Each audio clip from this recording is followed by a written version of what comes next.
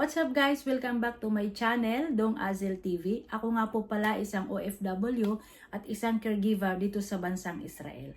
So for today's video po ay papakita ko po sa inyo kung paano ang transferring from wheelchair to bed. Kasi nung nakaraang video po ay pinakita ko po sa inyo ang transferring from bed to wheelchair gamit po ang lifter machine dito for the patient. So tara guys, wag na nating patagalin. Umpisahan na natin!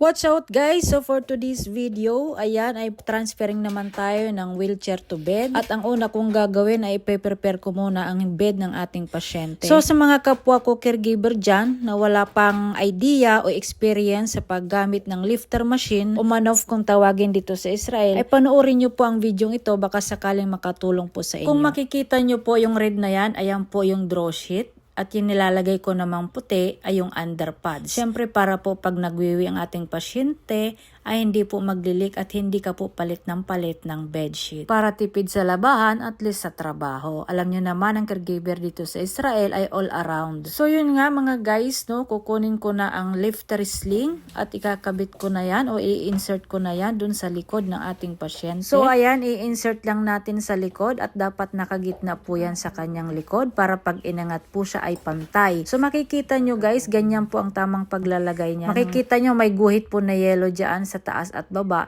Yun po yung palatandaan na dapat nakagitna po ganyan siya. Lang po guys ang paglalagay niyan. Siguraduhin lang na po hindi sasabit ang sling niya doon sa handle ng wheelchair para hindi kasama ang wheelchair sa pag-angat.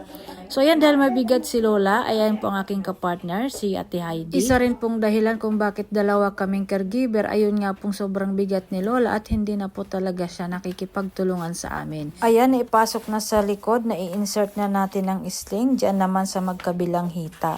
So ayan, makikita nyo, itataas lang yung hita at saka yung sling pad. Ganon din ang gagawin dun sa kabilang side. Papasok din uli at itataas, hihilain po ang sling. At i-cross po natin yan para pagka inangat ay hindi po siya magsiswing-swing. Kumbaga naka-intact pa rin po. At siguro din pong sa likod ay hindi po sasabit doon sa handle ng wheelchair. Ikakabit na natin ang sling doon sa hook ng lifter machine guys. So ayan, makikita nyo guys, kakabit lang kabilaan. Bali 4 po yung kakabit natin, 4 na sling, syempre 4 din ang hook. So ayan, 2 sa paa at saka 2 sa may parteng taas. Kapag nakabit na po yan ay itataas na po namin ang aming pasyente at papahawakin po namin siya dyan sa may handle ng hook para hindi po siya matakot kung sakaling itataas na po siya. Kasi minsan po ibang pasyente ay natatakot po sila na itataas sila or gagalawin. At yun na nga, nasa taas ng ating pasyente, makikita nyo dyan ang press button, up and down lang po yan. Dahan-dahan lang din po ang pagbaba niyan at para hindi po siya matakot at mahilo. At syempre isa pa rin ang nakaalalay habang isang nag-ooperate sa lifter machine. So makikita nyo po komportable po ang pasyente gamit ang lifter machine na yan. Hindi siya masasaktan o mapupersang buhatin.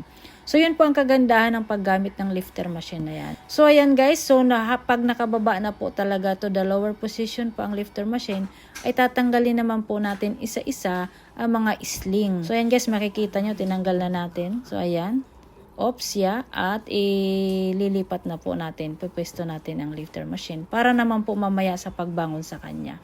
At i-remove na po natin ang sling pad. So ganyan lang din po ang technique namin sa pagtatanggal ng sling pad. Pero pwede rin po yung side to side. Pero ganyang technique po ang ginagawa namin dahil 2 naman po kami. At syempre sabay po para hindi po masaktan ang pasyente. So guys, ganun lang po mag-transfer, no? Napakadali at hindi po may hirapan ang mga caregiver. Malaking tulong po ang lifter machine. Pa-comment naman po kung nakatulong po sa inyong video ito doon sa mga kapwa ko caregivers. Maraming salamat.